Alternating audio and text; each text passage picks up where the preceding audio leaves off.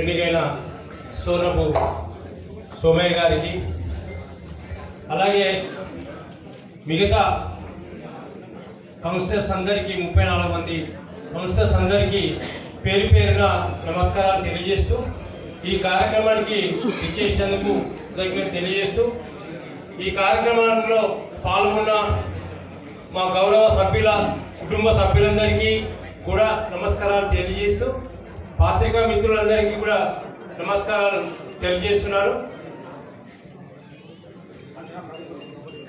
అలాగే మిగతా పట్టణ ప్రముఖులు అందరూ, మిగతా అన్ని పార్టీలకు సంబంధించిన లీడర్స్ ఎవరున్నా కూడా పేరు పేరున అందరికీ నమస్కారాలు తెలియజేస్తున్నాను. ఒక్క నిమిషం నేను మాట్లాడి క్లోజ్ చేస్తాను. యాక్చువల్గా ఏంటంటే, ఇక్కడ నేను రాకముందు ఎలక్షన్స్ అనేది కొంత ఇబ్బందికరంగా అయితే అని నాకు కొంత సమాచారం ఉండే. దాదాపు మ్యాక్సిమం చిన్న ఇష్యూ నుంచి పెద్ద ఇష్యూ కానీ రాత్రి టైం అనకుండా కూడా కష్టపడి ఎలక్షన్స్ పోలింగ్ జరిగింది.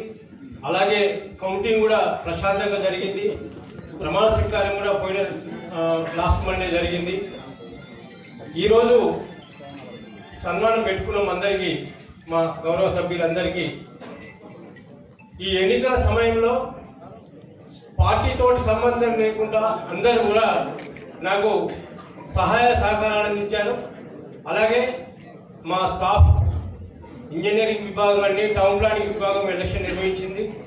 మిగతా అందరు స్టాఫ్, వార్డ్ ఆఫీసర్స్ నుంచి అటెండర్ నుంచి వర్కర్స్ అందరూ కూడా సమిష్టిగా పనిచేసి మా మున్సిపల్ ఎన్నికల్ని విజయవంతం చేసేందుకు అందరు లీడర్స్, అందరు పార్టీ లీడర్స్ సహకరించేందుకు పేరు పేరున నమస్కారాలు తెలియజేస్తూ, రేపు అభివృద్ధి జరిగే విషయంలో కూడా అందరం కలిసికట్టుగా పనిచేద్దాం. అభివృద్ధి ప్రధాన లక్ష్యంగా గౌరవ ముఖ్యమంత్రి వర్యులు రేవంత్ రెడ్డి గారు, మన ఇన్ఛార్జ్ మంత్రి వర్యులు పొంగులేటి శ్రీనివాసరెడ్డి గారు, మనకు ఇక్కడ పెద్ద దిక్కుగా మహబూబాద్ నియోజకవర్గాన్ని బాగా అభివృద్ధి చేద్దామనుకుంటున్నటువంటి వేం నరేంద్ర రెడ్డి గారి ఆశీర్వాదంతో ఇక్కడ నిధులను తీసుకొచ్చేసి అభివృద్ధిని చేసుకుందాం. ఇంతే కాకుండా మహబూబాద్ పట్టణంలో ఇంకేమైనా మౌలిక సదుపాయాలు కావాలన్నా ఈ 59,62 రూపాయలకు ఇంకా ఏమైనా అదనంగా పెంచుకొని అభివృద్ధిని చేసుకుందామని చెప్పేసి గౌరవ ముఖ్యమంత్రి వర్యులు నిన్న రేవంత్ రెడ్డి గారు మహబూబాద్ పట్టణానికి వచ్చిన సందర్భంగా వారు కూడా చెప్పడం జరిగింది. ఇందులో ముఖ్యంగా బతుకమ్మ ఘాట్కి ఎక్కువ ప్రయారిటీ ఇవ్వడం జరిగింది. ఎందుకంటే ఇక్కడ చాలామంది యూత్ ఉన్నారు. వినాయక నిమజ్జనాలు అవి జరిగేటప్పుడు తీవ్ర ఇబ్బందులకు గురయ్యి మనం నిజాం చెరువులో నిమజ్జనం చేయడం అది కొంత పద్ధతి కాదు. ఎట్టి పరిస్థితుల్లో మనం మున్నేరు వాగులోనే నిమజ్జనం చేయాలని చెప్పేసి అక్కడ ఇరువైపులా 2 ప్లాట్ఫామ్లు ఏర్పాటు చేయాలని చెప్పేసి 2 వైపులా ప్లాట్ఫామ్లు కూడా తొందరలోనే మనం శంకుస్థాపనలు చేసినాం. పనులు కూడా తొందరలోనే స్టార్ట్ అవుతాయి. అక్కడ ఇప్పుడు కేవలం 3 కోట్ల రూపాయల నిధులు విడుదల చేశాం. కానీ ఆ ప్రాజెక్ట్ పూర్తి కావడానికి ఎంత కాదన్నా 8 కోట్ల రూపాయలు అవసరం ఉంటుంది. ఆ మిగతా 5 కోట్ల రూపాయలు ఇస్తామని చెప్పేసి గౌరవ ముఖ్యమంత్రి వర్యులు రేవంత్ రెడ్డి గారు మాట్లాడడం జరిగింది. మనకు తొందరలో railway over halting coach factory కూడా రాబోతూ ఉంది. అది కూడా మనకు నెల 15 రోజుల లోపల జీవో ఇష్యూ అయ్యి పని కూడా స్టార్ట్ అవుతుంది. సెంట్రల్ గవర్నమెంట్ జీవో ఇష్యూ అయిన వెంటనే నాకు తెలిసి సంవత్సరం లోపు ఆ ప్రాజెక్టే పూర్తవుతుంది. కాబట్టి అనంతరాంలో 137 సర్వే నెంబర్లో మనం ఆ railway over halting coach factory ఏదైతే అనుకున్నామో అక్కడ కొంచెం టౌన్ డెవలప్ అయితే మనకు బంధం చెరువు కొంచెం ప్రాధాన్యత ఉంటుంది. నాకు తెలిసి బంధం చెరువు ఎంత కాదనుకున్నా కూడా టౌన్కి ఒక మైల్ రాయిలాగా మినిమం దాన్ని డెవలప్ చేయగలిగితే నా చుట్టుపక్కల ఆ కరెంటు కానీ లేకపోతే ఆ ఆయకట్టును కొంచెం వెడల్పు చేసేసి పైన వెహికల్స్ పోయేటట్టుగా. మన మహబూబాద్ పట్టణంలో చాలామంది ఉద్యోగులు ఉన్నారు. వాళ్ళందరికీ ఇక్కడ రిక్రియేషన్కి ఇక్కడ ప్లేస్ లేకుండా పోతా ఉన్నారు. ఎక్కడెక్కడి నుంచి దూరం ప్రాంతాల నుంచి వచ్చేసి ఇక్కడ వాళ్ళు ఉద్యోగాలు చేసుకుంటారు. శనివారం సాయంత్రము ఆదివారం ఎక్కడికైనా బయటికి రిక్రియేషన్కి వెళ్దాము అంటే ఎక్కడ రిక్రియేషన్ స్పాటే లేదు. అందుకే ఖచ్చితంగా బంధం చెరువుని డెవలప్ చేయాలని చెప్పేసి రిక్వెస్ట్ చేసి సీఎం గారి దగ్గర కూర్చుంటే ప్రస్తుతానికి 7 కోట్లు వాళ్ళు రిలీజ్ చేశారు. ఇంకా అదనంగా 3 నుంచి 4 కోట్లు కూడా పెట్టడానికి వాళ్ళు రెడీగా ఉన్నారు. మనకు మధ్యలో 2 రాక్స్ ఉన్నాయి. ఆ రాక్స్ను కూడా ఒక చిన్న రూమ్లా కట్టి బంధం చెరువులో ఆ రాక్స్ను కొంచెం కొట్టేసి అక్కడ ఒక 2 చిన్న చిన్న హట్లు ఏర్పాటు చేస్తే మధ్యలో బోటింగ్ లాగా అది ఎంతవరకు ఉందో అంతవరకు మనం వాడుకుందామనే తపన. దానికి అదనంగా 3 కోట్లు అవుతుంది. అది 2వ విడుదల చేస్తామని కూడా చెప్పడం జరిగింది. అభివృద్ధిలో మనం ముందుందాం, అభివృద్ధిలో కొట్లాడదాం. మనకు నిధులు కావాలన్నా పనులు కావాలన్నా కొట్లాడదాం. ఖచ్చితంగా అందరం కలిసి చేయి కలిపి మహబూబాద్ పట్టణాన్ని ఓ మంచి స్థాయికి తీసుకెళ్దామనే ఆలోచన తప్ప వేరే ఆలోచన నాకు లేదు. అదేవిధంగా నూతనంగా ఏర్పడ్డ గౌరవనీయులు మన చైర్పర్సన్ ముగులప్ జ్యోతి రమేష్ గారులకు, అదేవిధంగా గౌరవనీయులు సీనియర్ హ్యాట్రిక్ వార్డ్ కౌన్సిలర్ సోదరుడు అజయ్ సారథి గారికి, అదేవిధంగా సీనియర్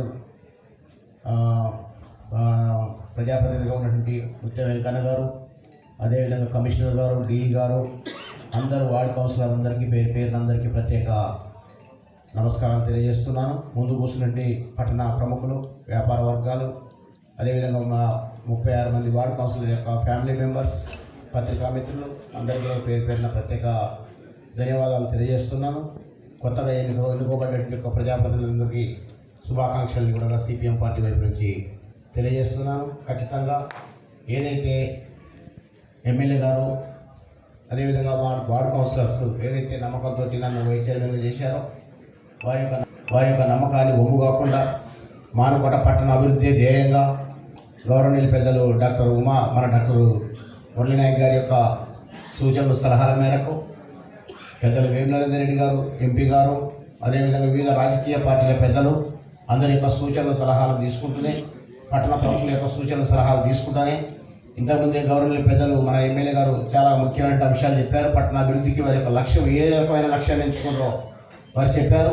ఖచ్చితంగా సార్ మీకు హామీ ఇస్తున్నాం, ఈ పురపాలక సంఘాన్ని మీ యొక్క పట్టణాన్ని అభివృద్ధి చేయాలనే ఒక లక్ష్యం ఏదైతుందో ఆ లక్ష్యానికి అనుగుణంగా మీకు ఖచ్చితంగా మీ లక్ష్యాన్ని ముందు తీసుకుపోవడం కోసం మేము కూడా తోడ్పాటుగా మీకు ఉంటామని కూడా మీకు ఈ సందర్భంగా మా వైపు నుంచి తెలియజేస్తూనే, అందరినీ కోఆర్డినేషన్ చేసుకుంటాం. రాజకీయాలు అయిపోయినాయి, రాజకీయాలంటే ఓట్ల వరకే, తప్పకుండా సీనియర్స్ కూడా ఉన్నారు. ఇలా అజయ్ సారథి గారు కావచ్చు, ముత్య వెంకన్న గారు కావచ్చు, నిమ్మల శ్రీనివాస్ గారు వచ్చి ఇటువంటి కొంతమంది ఉన్నారు అనుభవం కలిగినటువంటి వాళ్ళు. ఖచ్చితంగా వారి యొక్క అనుభవాలను కూడా తీసుకొని వారి యొక్క సూచనల సలహాల మేరకు ఈ పట్టణ అభివృద్ధి కోసం తప్పకుండా అందరం కలిసికట్టుగా ఐక్యంగా పట్టణ అభివృద్ధి ధ్యేయంగా పనిచేస్తామని సందర్భంగా మరొకసారి మీ అందరికీ తెలియజేస్తూ ధన్యవాదాలు.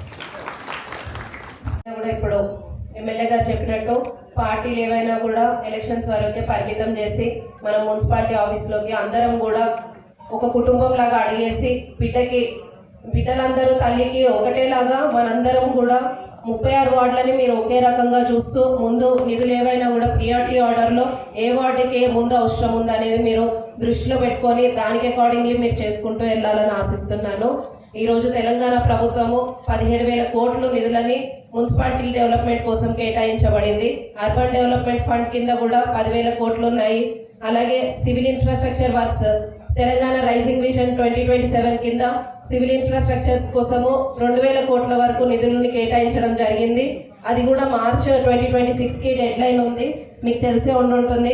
కాబట్టి ఈలోపే మీరు వార్డుల్లోకి ఏవైతే ఇన్ఫ్రాస్ట్రక్చర్ వర్క్స్ రావాలో అవి తీసుకొని రాగలిగితే అందరం కూడా సంతోషిస్తాము.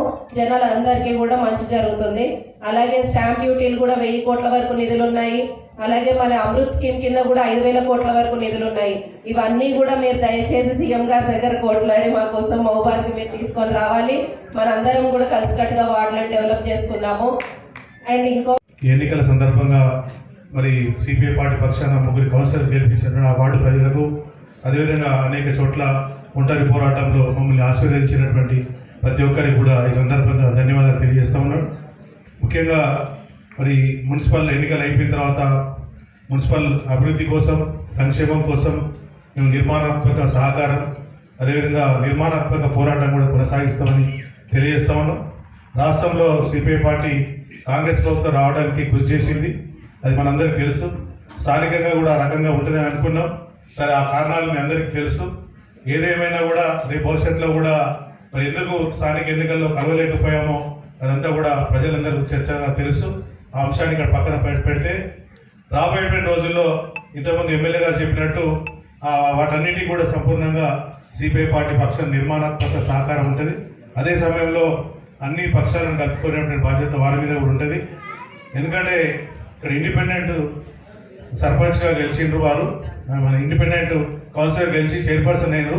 వారు కూడా స్వతంత్రంగా అన్ని నిర్ణయాలు తీసుకొని అన్ని పార్టీలను, అన్ని వార్డులను సమదృష్టితోటి చూసే ప్రయత్నం చేయాలని చెప్పి ఆ చైర్పర్సన్ గారికి, అదేవిధంగా అనుభవం లేని సోమరావు స్వామి గారు కూడా ఆ రకంగా మరి మున్సిపాలిటీలో కూడా అందరికీ ప్రస్తావించే అవకాశం, ప్రశ్నలు విని ఈ ఊరి కోసం, ఎందుకంటే ప్రశంసలు వస్తాయి, విమర్శలను, ప్రశ్నలు కూడా ధైర్యంగా సమాధానం చెప్పే విధంగా సమన్వయం చేసుకోవాల్సిన బాధ్యత వారి మీద ఉంటుంది. అందుకోసం మేము కూడా నిర్మాణాత్మకంగా సహకారం చేస్తామని చెప్పి తెలియజేసుకుంటూ, ముఖ్యంగా మరి ఎమ్మెల్యే గారు కొన్ని అంశాలు చెప్పిండ్రు.